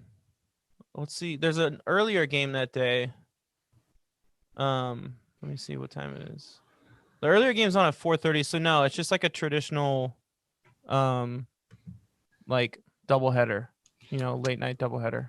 Lame. You know, if you're gonna take out Sunday, it's because they don't have like a celebrity who can sing. Hold on. But at 10 a.m. the Celtics play the Wizards on NBA TV. Oh, well, that's what I'm talking about. But here's the thing. After that, there's not a game until 4 p.m. So there's a game at 10, and then there's a Monday 6-hour window of no games until 4. They still, you know, they still took care of the need of like having a game to watch in the morning on Sunday. Yeah. If you like college hoops, if you like college hoops, there's games on in the middle of the day on Fox and ESPN and CBS though. You know how they have Carrie Underwood for the NFL Sunday night, and she sings like "Get ready for NFL on Fox" or whatever. All day for Sunday night. You know what I'm saying, right? Yeah. How come the NBA doesn't have that? They need someone to bring it in. They just have like the classic. Da, da, da, da, da, da. Come on, give me Carrie Underwood, or who else they could get? Or what about TNT's? You You can have Lizzo come and do that. You can do it on her flute. I'm just saying. This is Lizzo. You know? Does she play a flute? Yeah, you don't know that? That's like her thing. No, I did not know that. Good to know. Yeah. Anyway. Yeah. What were we doing again? Oh, the games to watch. The Lakers play Nuggets at 7 p.m. on ESPN, so you can watch that. On Monday, the NBA TV game on Monday is the Heat versus the Clippers, and on Tuesday is the Nets versus Suns on TNT. Those are the games to watch. Brought to you by. Oh, I thought it was already brought to you by Venmo. That was this. No, that was what the guests this week's guests were. But the games to watch are brought to you by something different. Oh, brought to you by $1 bill. See this guy, George Washington? You think he wanted to be on this $1 bill? Do you think I asked him? I do. I think both things happened. $1 bill. It's both the root of all evil and the root of all happiness. Did you just randomly have $1 bill on your desk? Like you just have money laying around in your apartment? Yeah, I was at the strip club earlier, and you went to a strip club during the pandemic? It was a virtual strip club. Okay, you can still throw your money at your keyboard. How do they get it? You have to Venmo them afterward? Yeah. I usually pay, and then I take out $20 cash, and then I just So it's like the experience. So you throw money at the keyboard or at your computer, Yeah. and then right after you Venmo how much, you could kind of like skim. You can kind of skim off the top a little bit on that. 'Cause, like you could throw like $20 at the computer and pick it back up. Venmo 10. Yeah, and I'll pick up the money, so I'll throw it again. You know what I mean? It's almost better that I'm home than when I'm actually at the strip club. Yeah, I can't touch them or anything. This is a terrible business plan for strip clubs. Well, yeah. Except I'm paying for it. You know what I mean? Allegedly. Anyway, all right. Let's update the standings. Let's get it through this already. Waiting all day for Sunday night. Was that a motorcycle that just rode past? No, it was just a fast car like Tracy Chapman just driving right by my street. Nice. Okay. On the Eastern Conference, the Knicks. God, no. The Sixers are still in first. Bucks are in second. Nets are in third place. But they're all kind of dancing around 1 to 2 games difference. Celtics are in fourth. The Pacers are in fifth. Raptors are in sixth. The Hornets are in seventh. Hornets making a run. LaMelo, your boy. I was being facetious because you didn't like LaMelo. Oh no, I didn't like LaMelo. My bad. You did. I'm indifferent. Yeah. Whatever. Yeah. Hawks are in eighth. The Heat are in ninth. The Knicks are in 10th. We covered that earlier. And then it's the Bulls, Cavaliers. Cavaliers have fallen off. Wow. Yep. What the fuck happened? It's not good. They're actually one of my awards. They're only two games back though. Magic, Wizards, Pistons. That's the rest of the East. Western Conference, as we've said at the top of this podcast, Jazz are in first. Then it's Lakers, Clippers, Suns, Blazers, Spurs, Nuggets, Warriors, Kings, Grizzlies, Mavericks. And then it just kind of falls off quite a bit. Pelicans, Rockets, Thunder, Timberwolves. Again, the West is very competitive. Pretty much 1 through 13 are all still in it. Eastern Conference not so much the same. Only? That's kind of what I'm seeing. Yeah, I'd say 14. You gotta throw in OKC. I guess OKC's still kind of in there, huh? They got 10 wins. They're in the double digits. It's not very promising. All right, Xavier. Let's do awards. You want me to start? Sure, go ahead. Okay, cool. So, for my first award goes to it's called the Nope Award, which goes to Rudy Gobert. He was playing against the Nuggets last week, and he goes up for a layup against Jokic and Millsap. And not only does he completely miss the basket, but he misses just the backboard in general, and it just completely goes nowhere.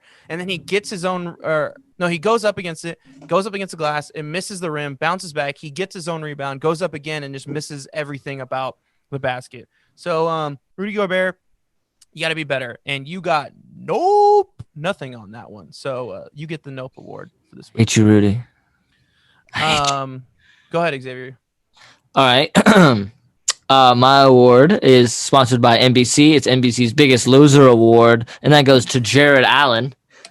He went from being on a premier team, standing out, being a star, great production, to going to Cleveland, whom we thought was a promising young team, have lost their last 5 straight pretty badly. Yeah.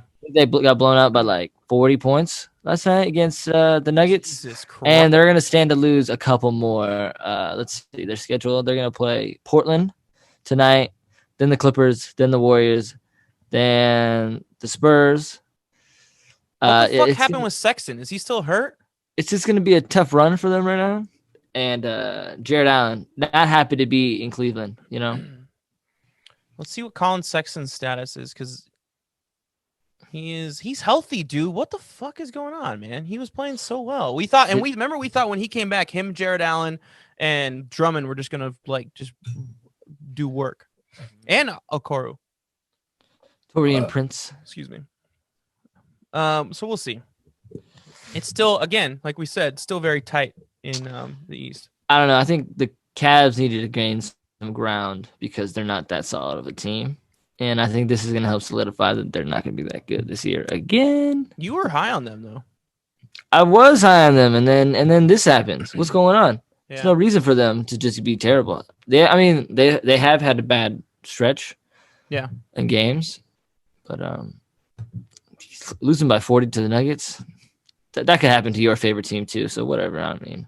So I'm gonna give my second award now. Ready? Okay.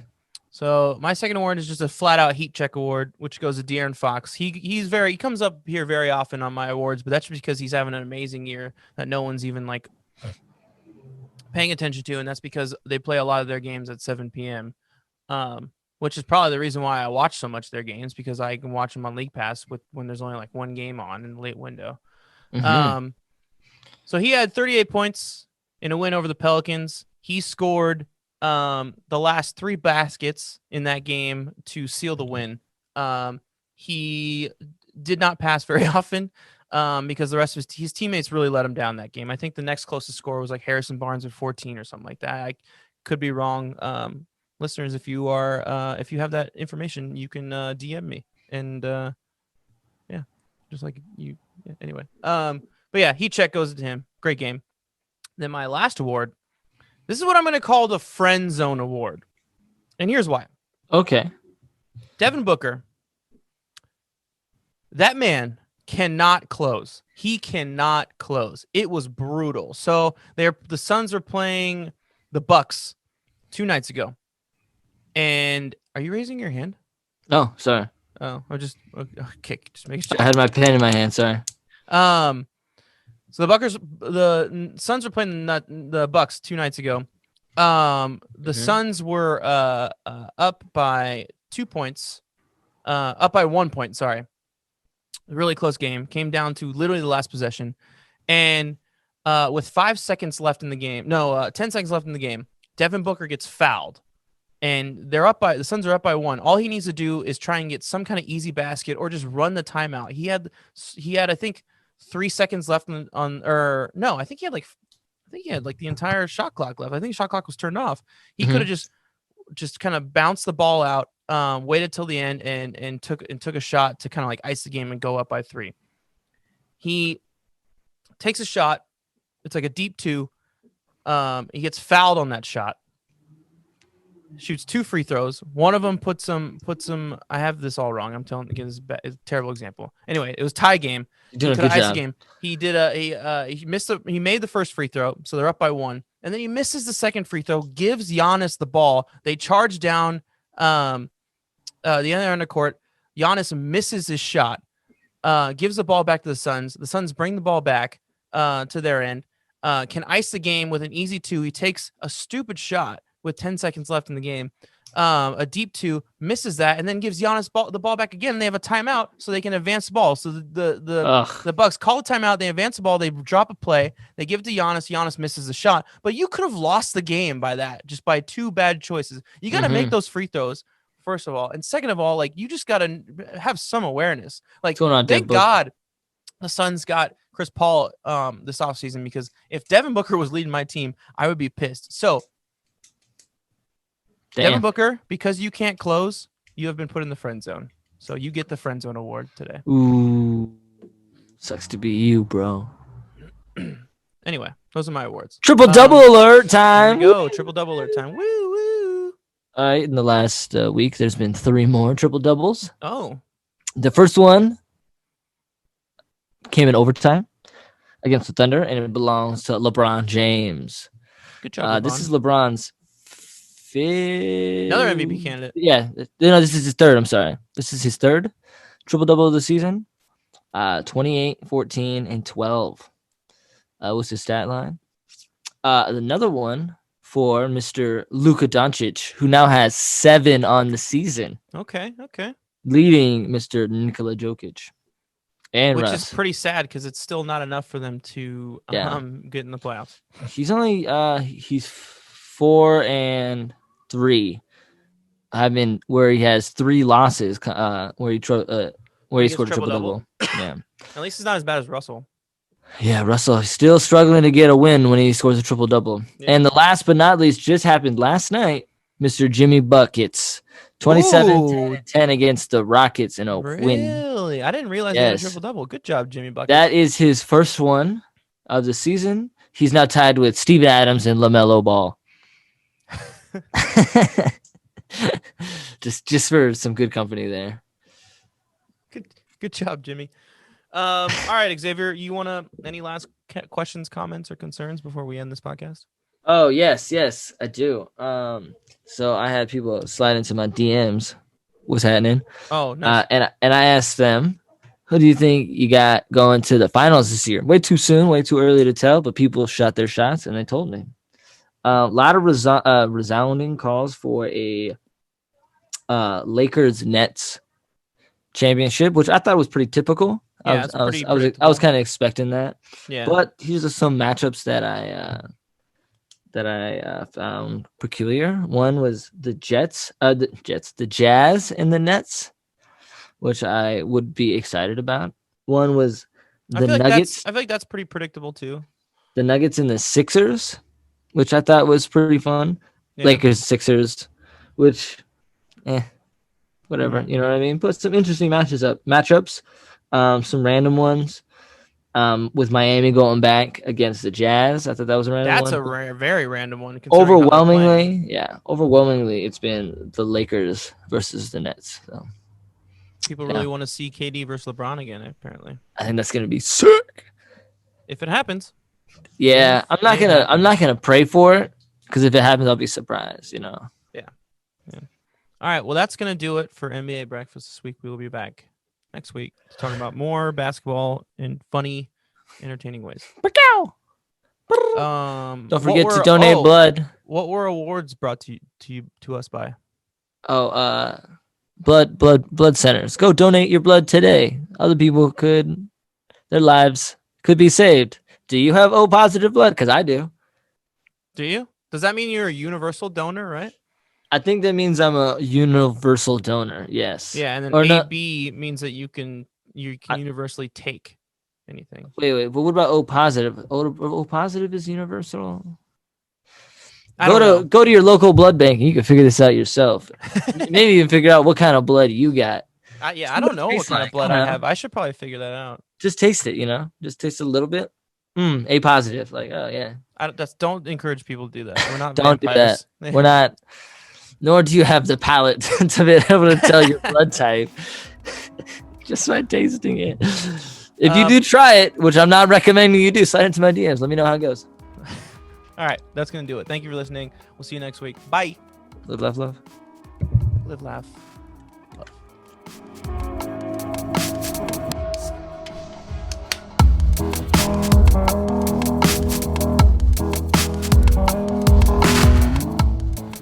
NBA Breakfast is an independently produced podcast as a member of the Bandwagon Fan Podcast Network. It is hosted by Xavier Gomez and myself, Chris Madrigal, as well as produced by us. It is executive produced and managed by me, Chris Madrigal, and additional thanks and producer credit to my brother Larry Madrigal for helping us create the idea of the podcast and designing our logo and graphic. It is sound mixed and edited by me. And one final big shout out to our boy Mitch Maines, who provided music for our theme song. He has some great music. Go check out his music on SoundCloud, Mitch Maines, Maynes.